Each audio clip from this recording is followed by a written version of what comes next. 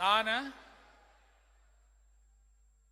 C. Joseph Vijay எனும் நான்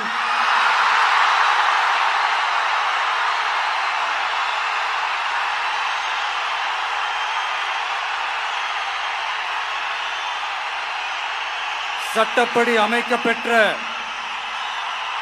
இந்திய அரசியல் அமைப்பின்பால் உண்மையான நம்பிக்கையும் மாறா பற்றும் கொண்டிருப்பேன் என்றும்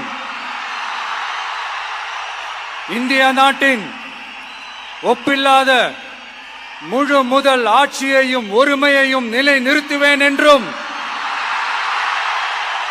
தமிழ்நாட்டு அரசின் முதலமைச்சராக